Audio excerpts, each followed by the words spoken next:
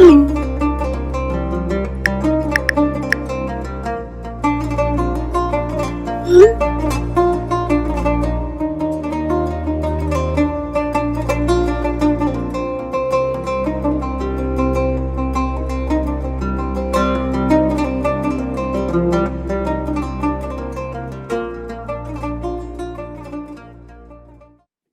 evening, everyone. I warmly welcome you all to the special episode of MHC Talks for the World Environment Day 2021. MHC Talks is a virtual knowledge sharing event series organized by the Mora Hiking Club of University of Mora. We are planning to enlighten, encourage, and entertain you through digital platforms due to the prevailing pandemic situation. So there's a special reminder you can watch this program live on our official Facebook channel for Facebook page, Mora Hiking Club. So under the MHC Talks event series, we are launching this special episode to make you aware of the World Environment Day 2021 under the theme of ecosystem restoration. So let us make you aware of this significance of this day through this video.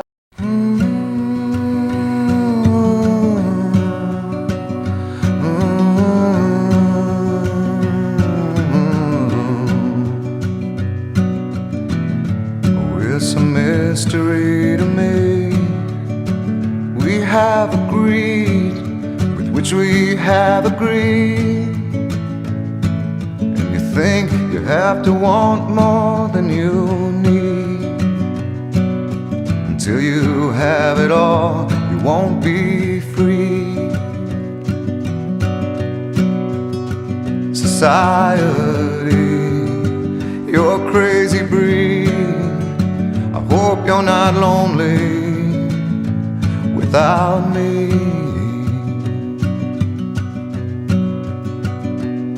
When you want more than you have, you think you need. And when you think more than you want, your thoughts begin to bleed. I think I need to find a bigger place. 'Cause when you have more than you think, you need more space.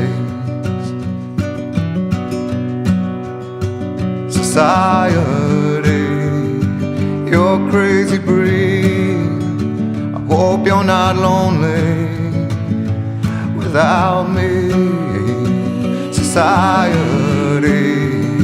crazy indeed. I hope you're not lonely without me. In reviving millions of hectares of terrestrial and aquatic ecosystems, we will profoundly improve human well-being and accelerate progress towards the Sustainable Development Goals. I am so pleased that Pakistan, as a global host of the World Environment Day this year, will lead the global charge to restore ecosystems on which we all depend. So this World Environment Day, let's all join in, because people and nature can heal together.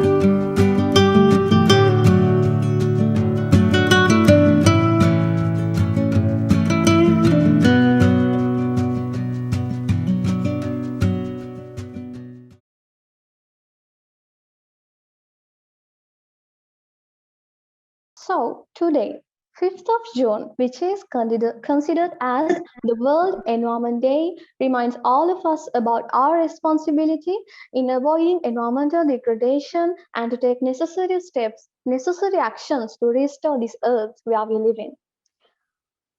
We are conducting this webinar in collaboration with the UN Environment Programme hosted by the United Nations due to the importance of World Environment Day as well as the key concerns that we are going to discuss today. Because of the fire on MV Express Pearl ship, Sri Lankan coastal resources are critically affected. An illegal deforestation has taken place in Vilpattu. Mutharajwala Reserve is in danger due to waste disposal. Everywhere, every day, we witness environmental degradation. But restoration, have you heard about it before? So, if you have any questions or clarifications, feel free to put in the chat box. Without taking much time, let me introduce our keynote speaker of the session. As you all know, We have invited a young environmentalist, an actress, and the Earth Day Network ambassador of Sri Lanka, Ms. Michelle Dilhara, to talk about Earth restoration on behalf of World Environment Day 2021. Welcome, Ms. Michelle. This audience is yours to address. Thank you so much, and good evening to everybody. Hope y'all are staying safe during this pandemic. So thank you so much, Mora Hiking Club, for inviting me for this session and to celebrate World Environment Day. As you probably know, that the theme for this year's World Environment Day is ecosystem restoration. So today I'll be focusing on the impacts of climate change and global warming on our ecosystems and how we can identify them and improve our environment, buildings, and how we could environment the way we live and what our future is going to look like. So Earth, when we talk about Earth and the resources of the Earth, they are the most essential components of our life. If we were to imagine a life without all these components, it's impossible. We are impossible to live without these components because we could only exist with these components we receive from the Earth. So we cannot function without sunshine, air, food, and water. However, this is soon going to be our reality if we do not save the Earth now, because the ecosystem is degrading rapidly every year, and even as we speak now, every minute. So the resources of our Earth provides a limited source. We need to protect them. The resources that the Earth provides us are very limited, and we have to protect them because all the living beings, including humans, all the living organisms, and all the creatures, we all rely on these natural resources for our survival. But all these human activities, unfortunately, these human activities have caused so much of damage to the Earth, and these human activities have polluted so much of these natural resources we have. Therefore, we'll be talking about the impacts of human activities on climate change, and because of climate change, what has happened to our ecosystem.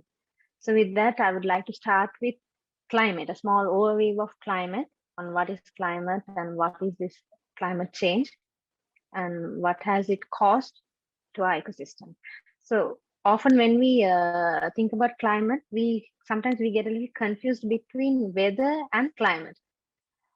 But what I mean by climate is the change that has occurred over time, not the change that has occurred, that is occurring day by day, but the climate, what I'm referring when I say climate, what I mean is the change that has been occurring over time.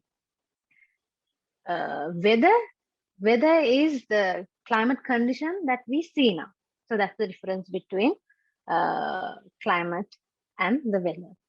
So climate refers to statistically, climate is defined as a change in the average and variability of the climate system. This includes the atmosphere, water cycle, the carbon cycle, the land surface, ice, and the living components of the Earth. So how is what I'm seeing over my lifetime differing from what my parents saw or my grandparents saw, or what will the future generation see? So that's the problem here. Will the future generation see what I'm seeing now? Are we seeing what our grandparents saw? So that's a problem. So that's why we are mainly focusing on this climate change issues. When it comes to climate change, the question is, how does climate change happen and what's causing it? Basically, there are so many factors that are causing climate change. But generally, I like to start with explaining the greenhouse effect. I think most of y'all are maybe familiar with this greenhouse effect, but we'll look into this thoroughly what's greenhouse effect and how is this causing our climate changes.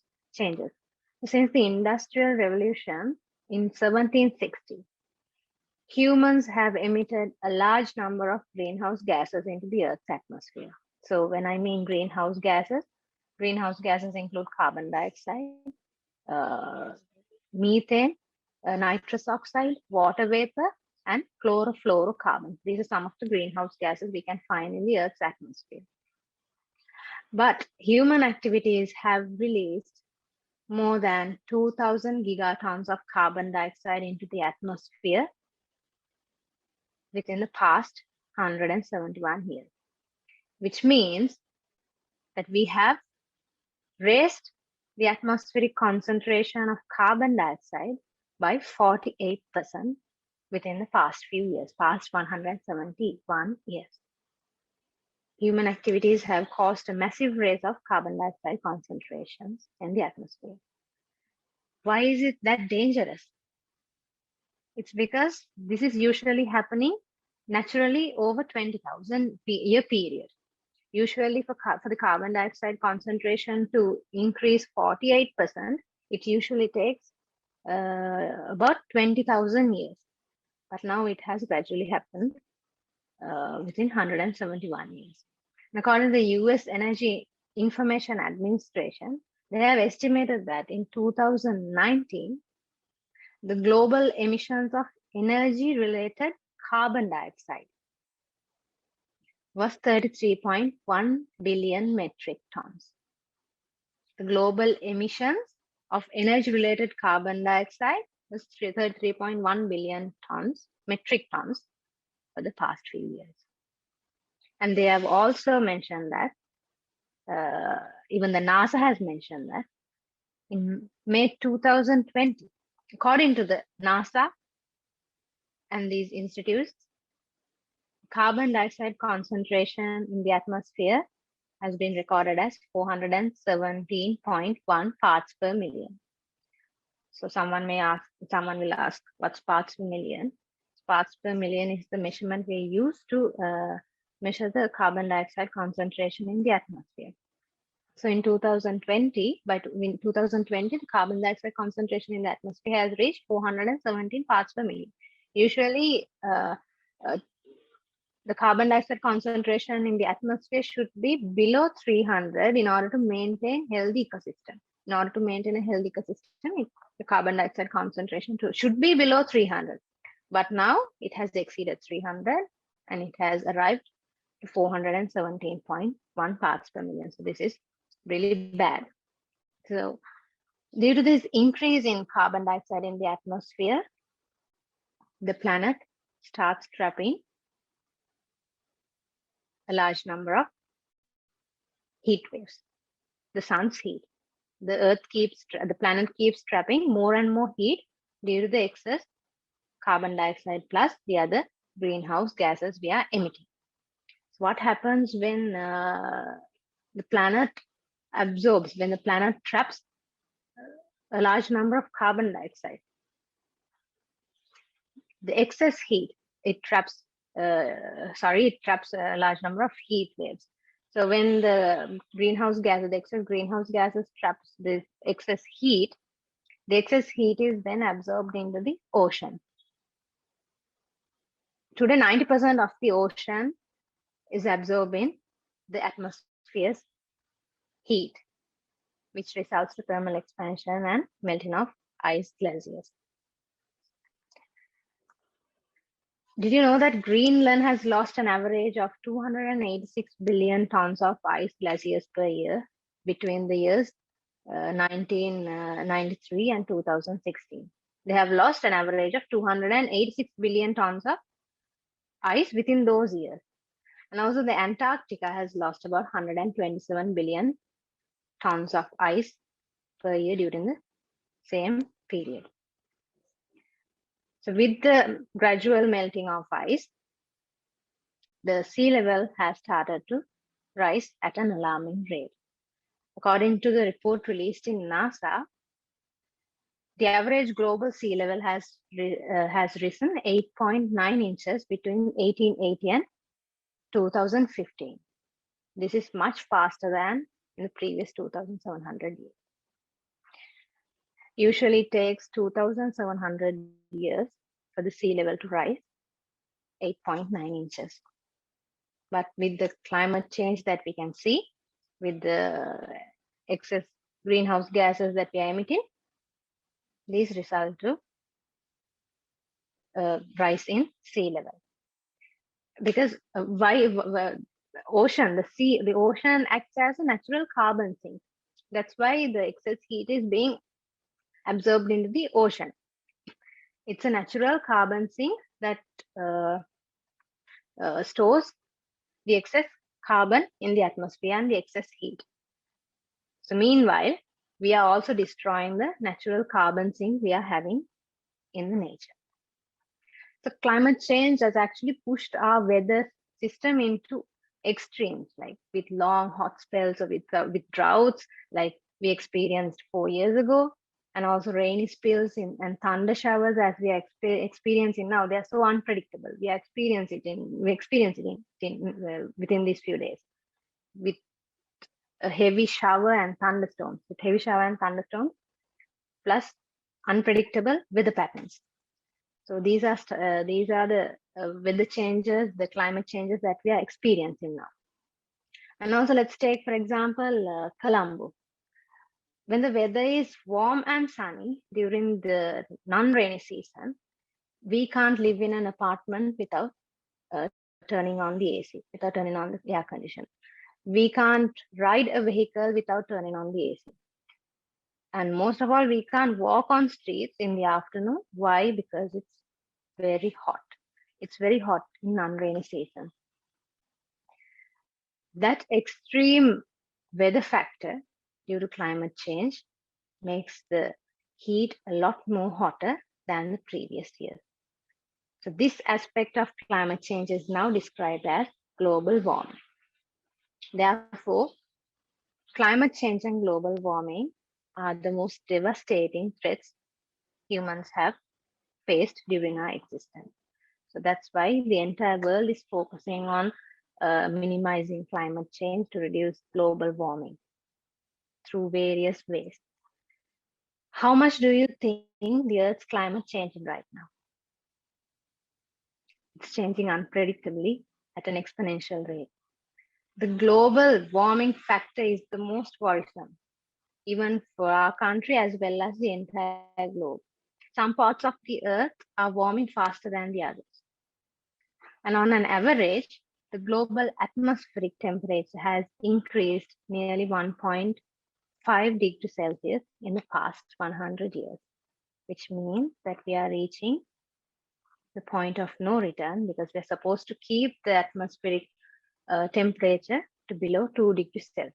According to the Paris Agreement, we are supposed to keep the global atmospheric temperature below 2 degrees Celsius, because if we exceed this limit, we are reaching to a point of no return where everything is irreversible. We can't reverse anything that's happened, any climate crisis. According to a report released by NASA in 2021, according to a report released by NASA in 2021, during the past 140 years, 2015 to 2020 have been recorded as the hottest years, which means that the past 5 to 6 years have been recorded as the hottest years recorded. So with that, we can see climate continues to warm, and the intensity and the amount of rainfall during storms are expected to increase, as well as the droughts and the heat waves are also expected to increase with this increasing temperature in the atmosphere. So as I described earlier, climate change has occurred, weather patterns to be less predictable, and these unexpected weather patterns have caused issues like floods, droughts, extreme weather events, desertification, and the displacement of hundreds of millions of people. This aspect of desertification and displacement of the nations, the displacement of this population is the most difficult impact that the nation has to face, and the economic cost in terms of agriculture productivity loss, and the resettlement of the human habitat is also a huge burden to most economies. And how much do you think, economically speaking, this impact from climate change is costing us? How is it economically affecting us? According to an article released in the Economist magazine, approximately $100 billion worth of damages were caused due to climate change and extreme weather events. And they are also mentioning that if these situations are not controlled within the next 30 years, damages from climate change could reach $8 trillion. And another main factor that has triggered the climate change is the environmental pollution. One factor that has contributed to climate change is greenhouse gases, the release of greenhouse gases. It has affected economically to our lives also, plus to our ecosystems. And the other main problem that we're facing is environmental pollution.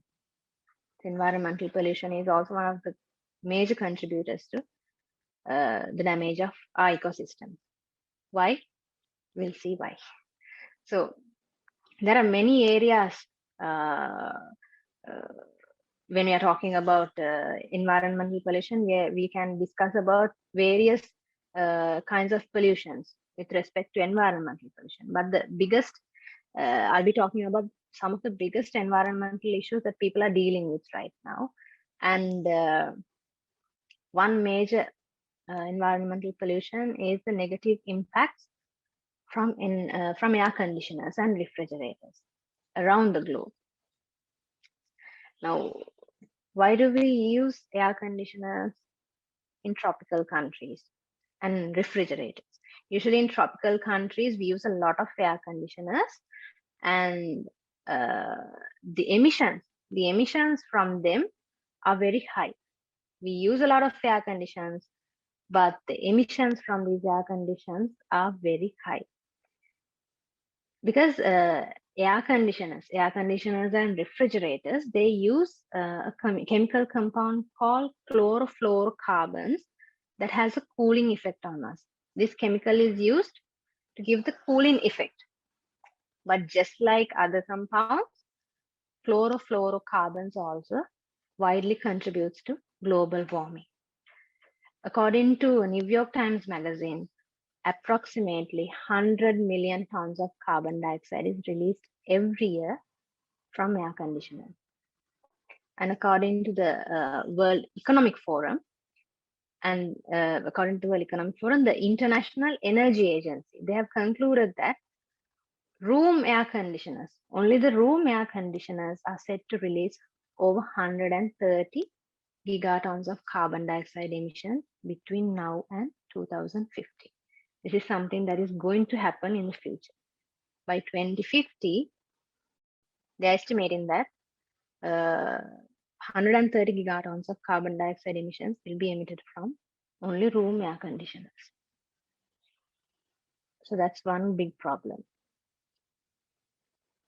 The solution to that problem is something that the next innovators and designers should do, and that's finding an alternative to air conditioners, or else find a method to make these air conditioners sustainable. So that's something the innovators and the next leaders who are going to take the leadership in the society, that's a responsibility for them to design something that's sustainable. That's an alternative to air conditioners. And the other thing is, like, we can't urge people to stop using air conditioners because it has become one of the most needed things in tropical areas and tropical countries. But if we can try to minimize the usage of that, we would be able to minimize the global warming that's occurring right now. Yeah, I think there are some questions. Lahiru Madhushankar has asked how to join with your environment saving programs. So yes, I'm due to this pandemic, most of my programs have been postponed, but I will definitely let you know when there is a program. You can contact Sanduni if you have any. If I'm doing some projects, I'll be telling. I will definitely tell y'all. So you can contact Sanduni for more details, and I'll definitely let you know when I'm doing any projects on the environment. For now, I have paused it because of the pandemic. So yeah, the next question comes with my the answers for the next question comes gradually through my session. So the next pollution that I'm going to talk about is the environmental pollution that's happening because of agricultural practices. Now, agriculture is very important because that's our life support system that ensures food for the rapidly growing population. And according to the uh, Food and Agriculture Organization of the United Nations, the global population is expected to increase by around 2 to 2.3 billion people by 2050. So the current population is 7.9 billion. So by 2050, it's expected to increase by another 2.3 billion people, which means that the demand for food will also be increased by 56% than it was in 2010. So approximately, now when we talk about agriculture, approximately 5 billion hectares or 38% of the global land is used for agriculture today.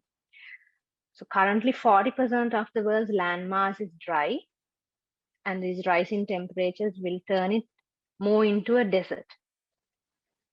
So considering the current situation, at current rates, the amount of food we are growing today will feed only half of the population by 2050. And also 20%, 28% of the agriculture lies in water stressed or water stressed regions.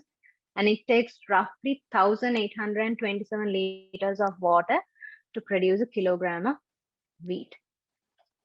And the number of people facing water shortages could double by 2050. So that's a big risk because there will be a food shortage in the way we are doing our agricultural practices. And one main contribution to this agriculture decline is the rapid use of fertilizers. As we all know, we use a lot of fertilizers for agriculture, but unfortunately, it's a major threat for the food production because food production minimize and the soil gets degraded because of these, and there's a massive loss of soil biodiversity. And also most of these fertilizers, they produce a lot of methane emission. Methane, when we talk about methane, if we compare methane and carbon dioxide, methane is a greenhouse gas that is 30 times more powerful than carbon dioxide. Its lifespan is less. It lives only for like 12 years. Comparing to carbon dioxide, the lifespan is low, but its effects are 30 times more powerful than carbon dioxide. So releasing methane into the atmosphere is more dangerous, even more than carbon dioxide. Another way of releasing methane, another activity that humans are doing in a way that it releases methane is food wastage. With food wastage also, a large amount of methane is getting calculated to the environment, to the atmosphere. And the next pollution that I'm going to talk about is the problem caused with the pollution caused because of washing powder. I don't know if you're aware of this. Generally, if we take washing powder, even though if it's a production in this country, or even a washing powder that's designed in any country, all these washing powders, they use plastic beads to help to take off the dirt from these clothes. These plastic beads are also called microplastics. I think you all must have heard about it. These are also called microplastics. Microplastics are a huge pollutant that pollutes water. We might think, okay, washing powder is just being used to wash clothes, and it just is just released in the wastewater, and it doesn't count for this pollution. But imagine everyone around the globe, everyone is using washing powder in their daily life, and regular use of washing powders could actually contribute to a large amount of plastic pollution. Because ultimately, when this waste is released in waterways, it ultimately goes to the ocean, thereby affecting the marine life. Why? Because the fish consumes these microplastics, these nanoparticles. We can't see this into our naked eye. They are called nanoparticles. What happens is the fish consume these microplastics, and then in turn it enters to our food chain because we consume these fish. And ultimately we get health issues because we are consuming these fish who have consumed microplastics. So that's another environmental problem we are facing right now. And another major environmental issue is mass transportation. That is something we should definitely talk, because mass transportation is widely contributing to air pollution. Air pollution is a serious problem around the world. We are living in a time where an estimated 7 million people worldwide die because of air pollution. 7 million people die every year because of air pollution. And that's approximately 10% of the world population. So this is 2021. Can you imagine by 2050 what will be the death rate due to air pollution? So the main emittent, which is carbon dioxide.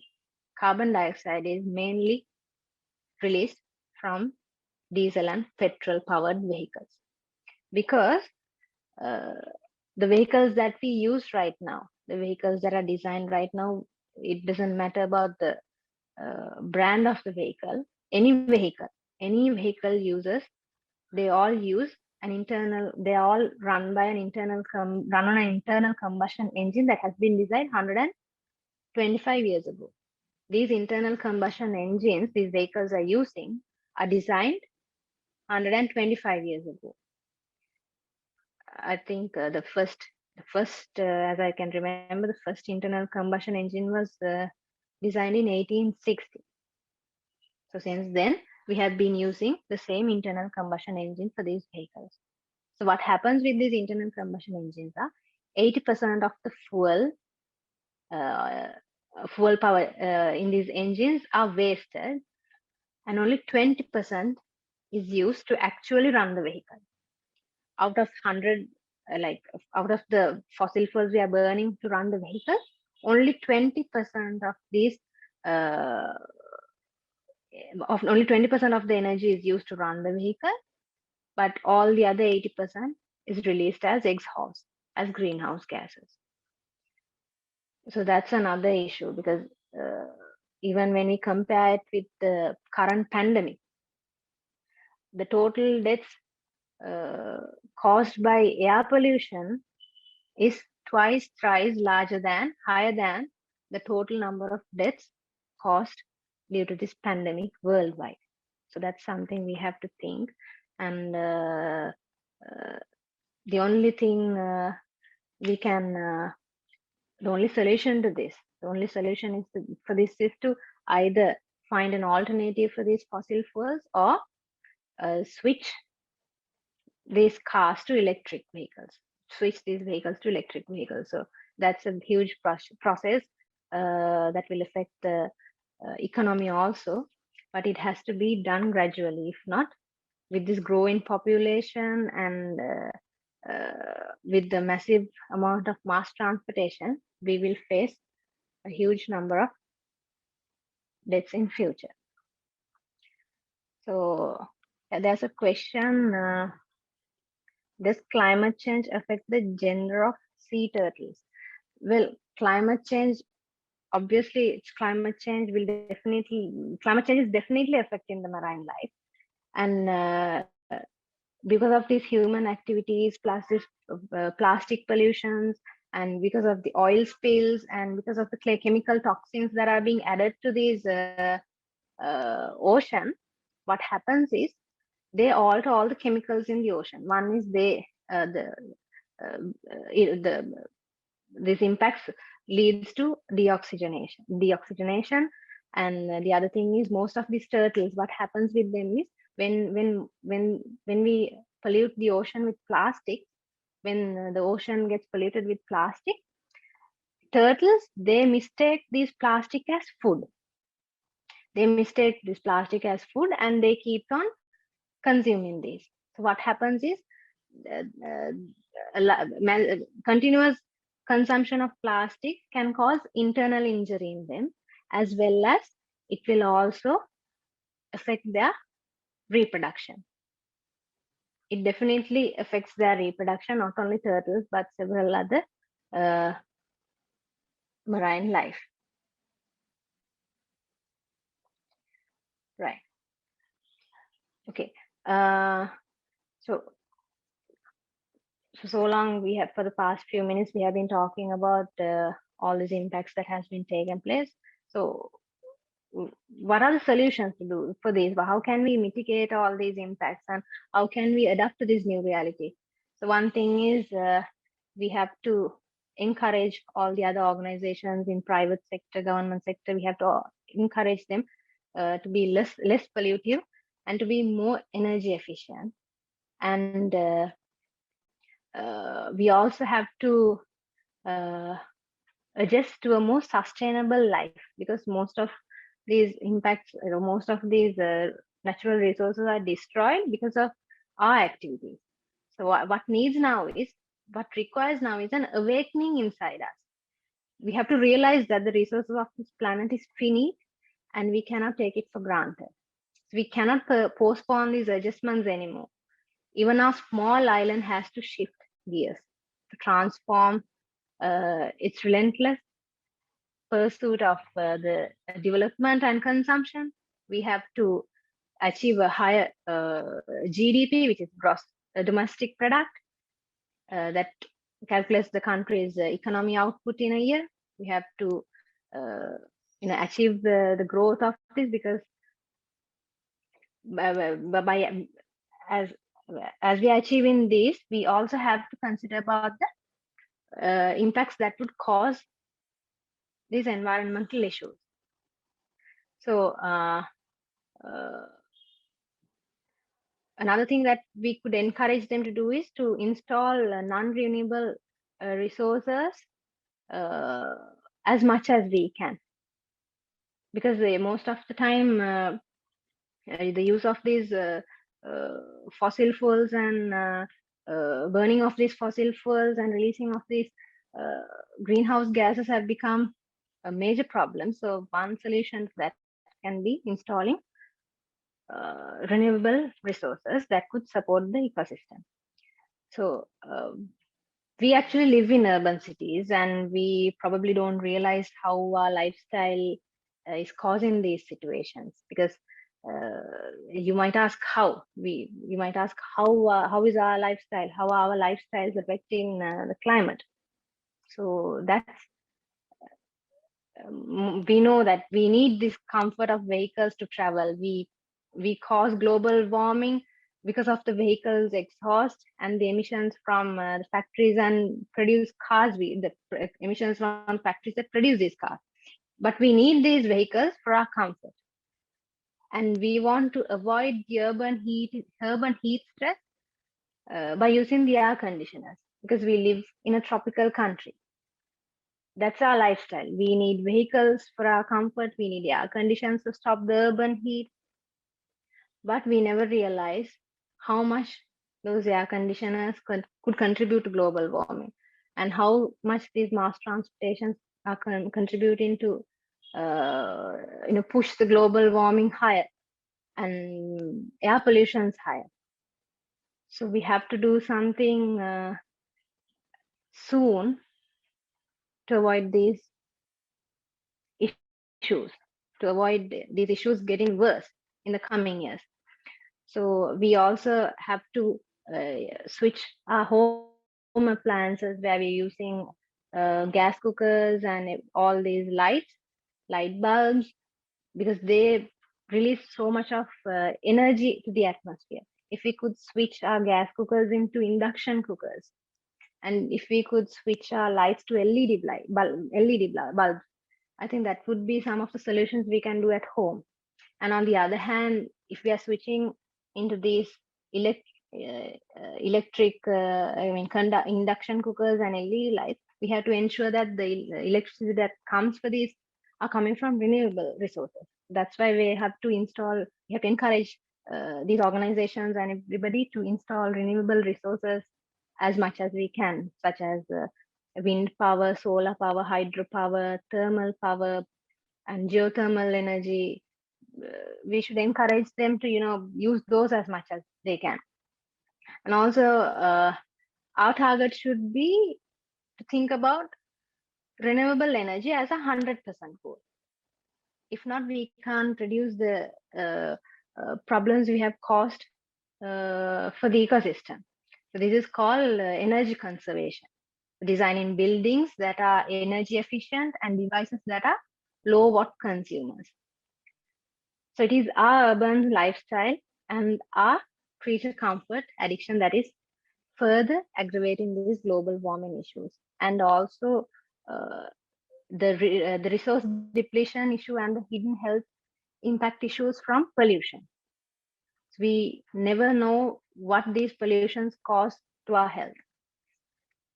So on the other hand, when it comes to the oceans, these human activities are also affecting the marine life.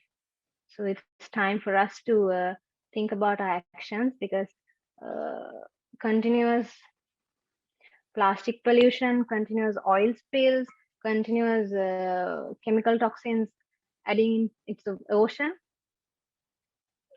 can be really dangerous for the marine ecosystem as well for us, because everything is interconnected. All these ecosystems are interconnected. We can't ignore any of these ecosystems, because it acts like a circle. It acts like a bubble of life. So if one factor gets triggered, the entire cycle gets triggered.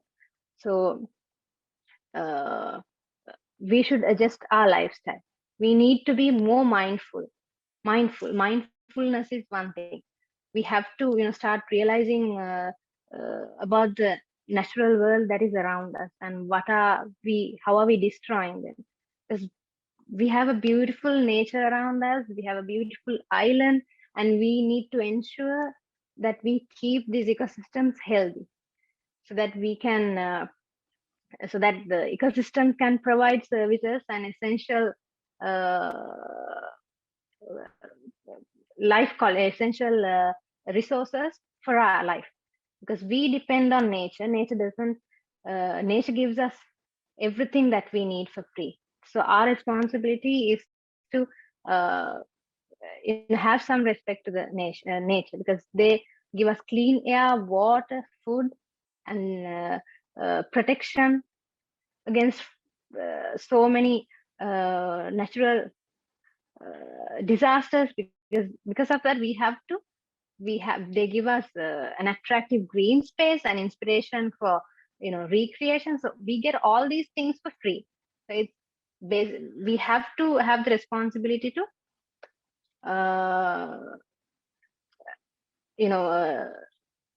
recover. We have to help the earth to recover from this crisis, because as I mentioned earlier, these ecosystems are self-dependent. They are like a bubble of life where plants, animals, other organisms, and weather, landscape, all these work together to form a cycle. So as I mentioned, every factor in this ecosystem depends on every other factor directly or indirectly. So for instance, like when a change occurs in the temperature, the natural system shifts. Species are substituted for each other and food chains reorganize. So that's what happens when the temperature in this ecosystem changes. So these kinds of changes could trigger the entire ecosystem. So as I mentioned earlier, for the last 50 years, human activities have been destroying biodiversity and the ecosystems around the globe. And we have snuffed out habitats, reduced pollutions of wild animals by 60%, and even driven whole species to extinction. Did you know that the number of lions in Africa have dropped by 65%? The number of individual flying insects in Europe has dropped by 75%. And the number of bluefin tuna in the Pacific has dropped by 95%. So we can see a huge biodiversity loss here.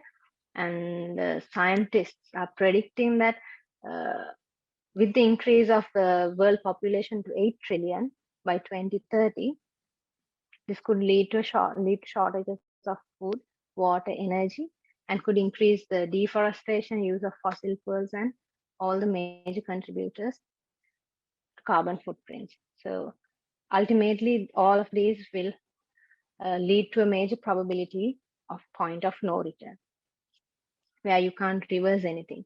So that's why ecosystem restoration gets to spotlight. This is where ecosystem restoration is important. So the ultimate topic of our session.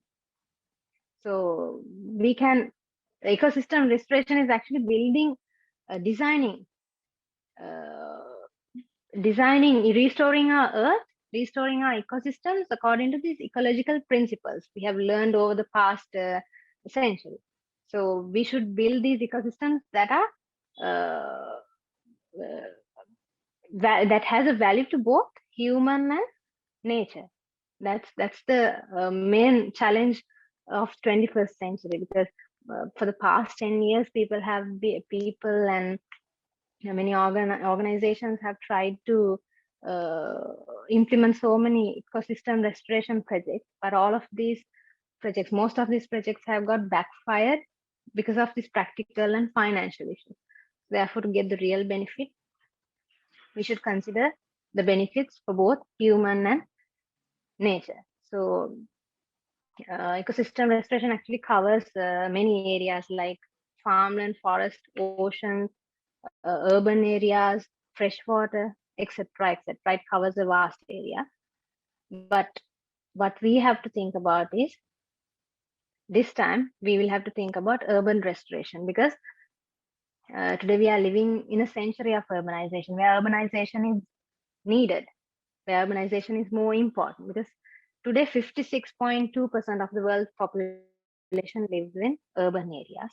And according to the UN, by 2050, 68% of world population is projected to live in urban areas. So what these cities do is, cities form a global network which is connected by energy, food, and information. So this global network is the challenge for 21st century. So our challenge is to make a more sustainable city. How do we make more sustainable cities with small ecological footprints? So that's the challenge. To meet the percentage of the growth, growth of population, we will have to double the infrastructure. We will have to double our infrastructure. So urban restoration is about building the infrastructure in cities to meet the needs of the growing population. So how is this urban restoration done? Because urban restoration is redesigning the landscape and restoring to improve the quality of life. But the problem is, how are we going to do? As well as while restoring the urban, the city, we also have to think about how healthy the environment will be, not just us, but also about the other creatures like birds, bees, and even the soil bacteria who are a part of our supportive circular ecosystem. So with these trees, with the trees and biomass that are playing the biggest role in sequestering carbon, recycling water, producing food, and most importantly, producing oxygen and balancing the carbon dioxide and nitrogen in the air. Therefore, when we are urbanizing cities, we should also think about us as well as the other creatures like the birds, bees, and soil bacteria. So what we can implement, what we can do, how we can achieve urban restoration is using few methods. Urban forestry is one of those main methods. So urban forestry is one technique that can be used for earth restoration, and all of us can do this. And urban forestry means miniature forests, which means that you can create a small forest in a small patch of land. Because when it comes to cities, we don't have a huge number of space to plant trees. So if we have a small patch of land, we can implement the concept of urban forestry, miniature forests. This will also help to boost the biodiversity. The idea is simple. All you have to do is just take brownfields, take lands that are not being used, plant them with a wide variety of native seedlings. Like the plants that we choose should be native. As long as it's native, we could, in one way, we could save the native plants, and on the other hand, we can urbanize our cities also. So when we use, if we use the urban forestry method, it can also be able to boost the biodiversity, because it will. One thing is, by planting native plants and plants that are native to the climate, that are supporting the climate, we could also be able to attract rare species like butterflies, birds, and other rare species. So we should also consider about this. And this will help. This urban forestry concept will also help for urban cooling, to block the excess carbon dioxide, and also to keep the climate stable. Meanwhile, boosting the urban biodiversity. So, in short, what we need is, we need millions of pollinators and billions of soil organisms, megatons of plankton, keep the food we eat in supply.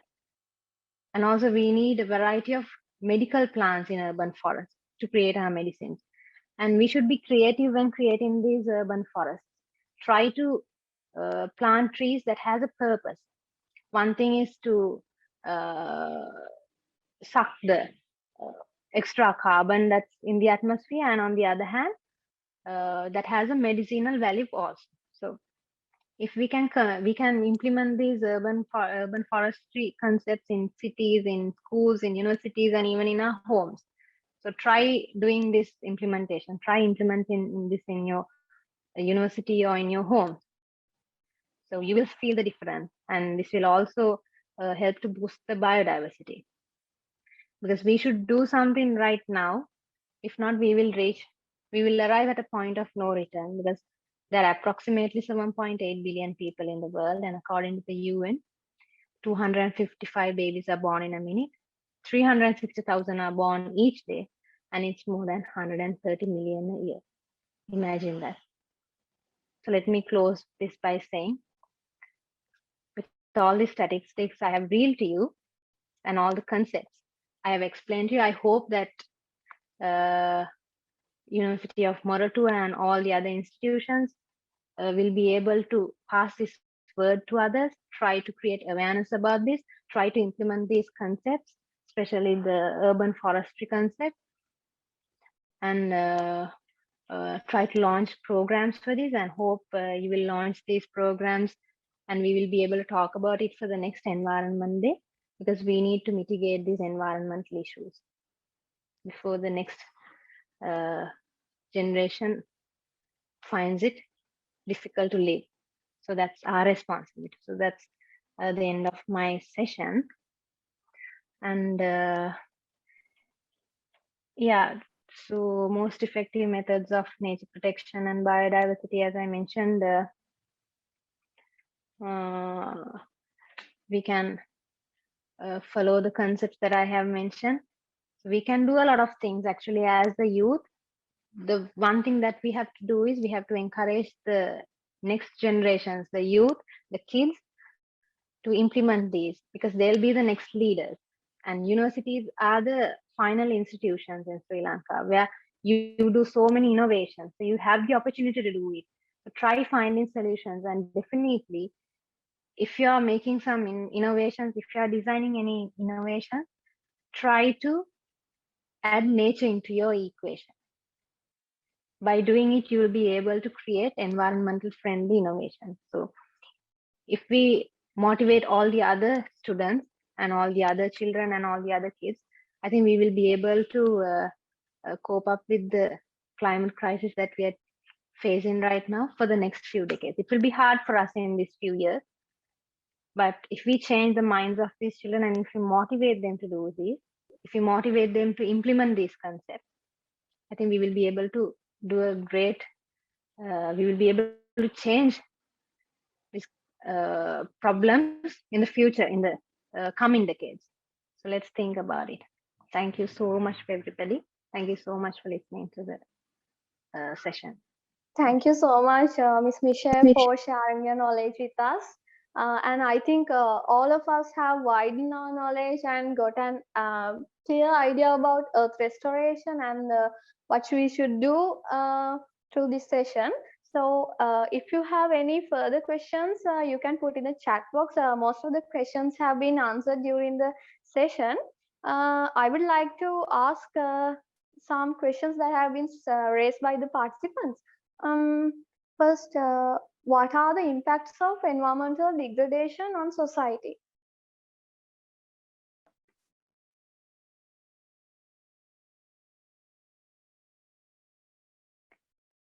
Sorry, I think the mic is muted.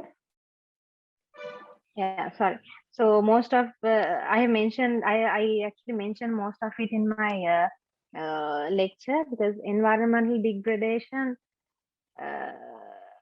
doesn't affect only us, but also affects all the ecosystems. Because as I mentioned earlier, everything is interconnected. So all these ecosystems are interconnected. So if there is an environmental pollution, if the environment is degraded, it will definitely affect our health as well as as well as the ecosystems we are living and the biodiversity, and it will affect everything, because every factor is dependable on every other factor, directly or indirectly. So degradation in environment degradation can cause loss of natural resources, a shortage of food, and it will impact our health as well. Yeah.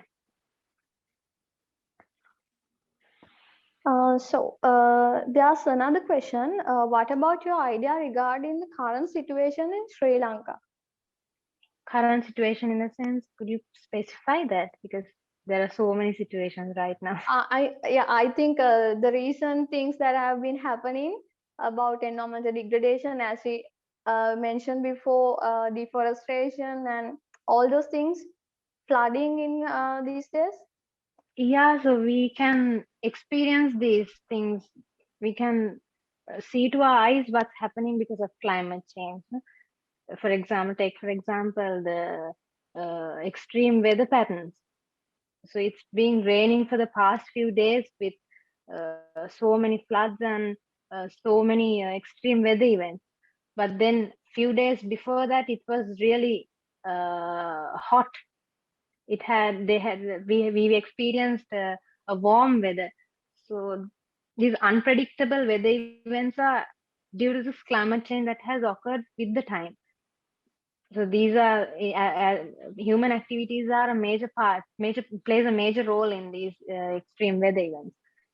So the situation not only in Sri Lanka but around the globe, it's really sad to hear about it. But everybody's trying to do something. Everybody's implementing new stuff. Everybody's trying to innovate something new. They're trying to find ways to uh, adjust our lifestyles. So we should also do our part as individuals. We should pass the words to the others and try to implement these stuff. Yeah. There's another question. According to World Bank reports, Sri Lanka was the fifth largest polluter of seas, behind only Okay. China, Indonesia, and the Philippines and Vietnam. Can we believe Mhm. these statistics? What are the reasons? And as individuals, what we can do for it? Can you specify like from where are these statistics released? So that's the point. Uh, yeah, Yeah. Have they specified it? yeah. He's asking about the World Bank reports, the statistics in the World Bank reports. Okay. So when it comes to statistics, uh, most of these statistics they arrive by doing a research. So if it's now, for example, NASA and UN, World Economic Forum, they release these statistics publicly after doing a massive research. So if so we have a chance to believe these statistics because of this. If we take practical situations, we can see what's happening for the ocean. We can see how the ocean is getting polluted. So uh, we have to believe sometimes. We sometimes, according to the World Bank, statistics from what was the organization you said? World Bank reports. That's Yeah, World Bank reports. Yeah, so they are releasing statistics publicly means they have done some kind of research. So we have to believe, we have a chance to believe these statistics because they release statistics to encourage the others to know about these issues and to take action. So what I suggest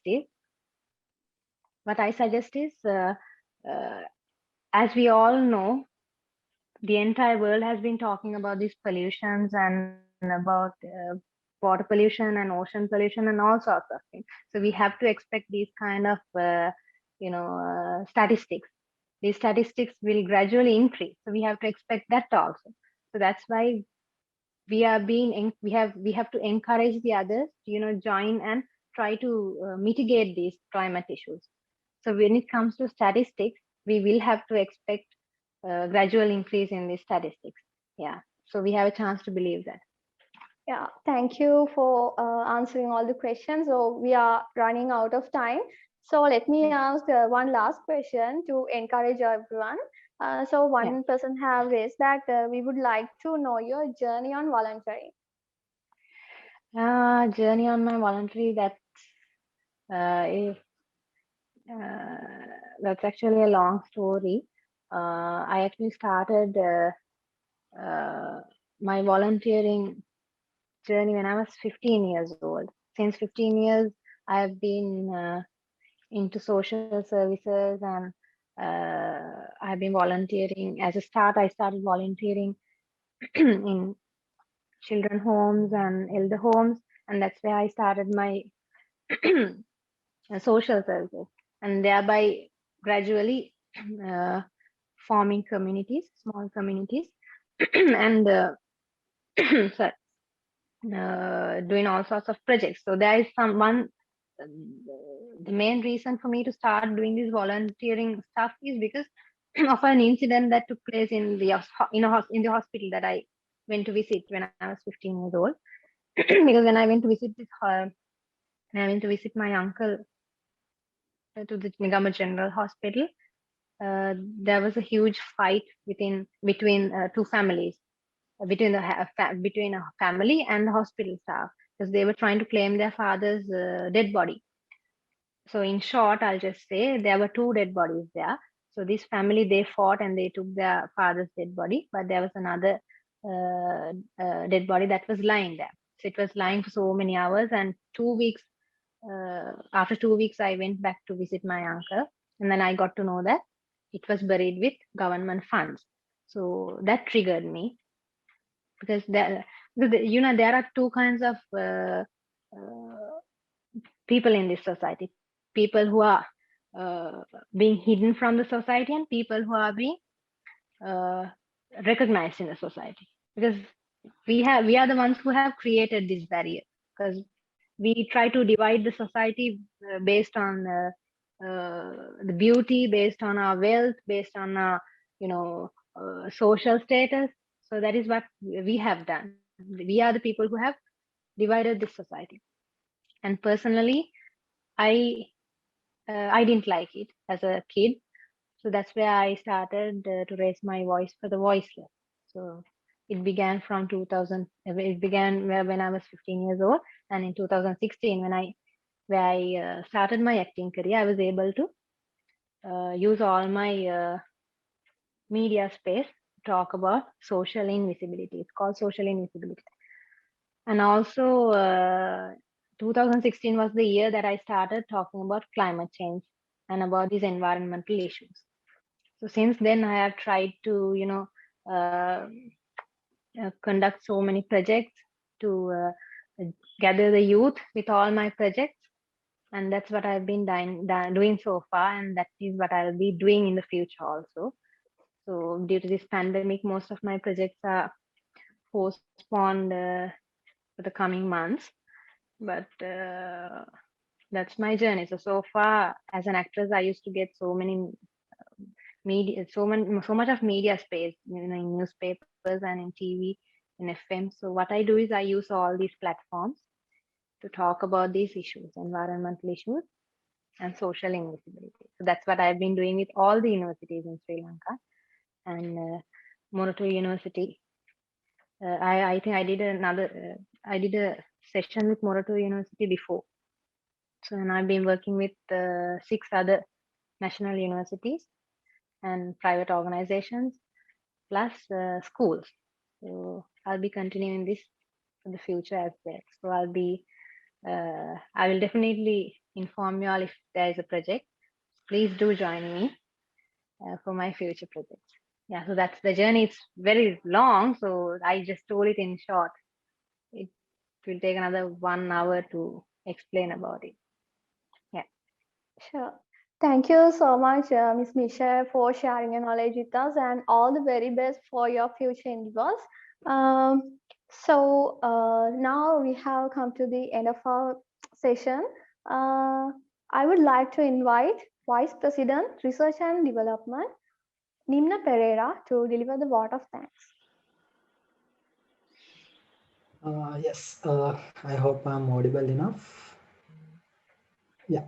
Uh, Good evening, everyone. So here we came to the end of another interesting session, a special episode of MHC Talks, Restore Earth.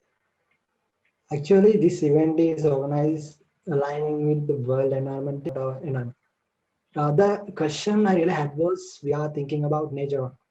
We are busy with our day-to-day life, and we forgot to think about our home, Mother Nature. Yeah. So it is time to rethink, reimagine, and restore. You should take actions, and yeah, we should take actions. So first of all, let me thank an environmentalist and actress and author and the Earth Day Network Ambassador of Sri Lanka, Ms. Michelle Dilhara. Thank you for taking your valuable time to share your valuable ideas.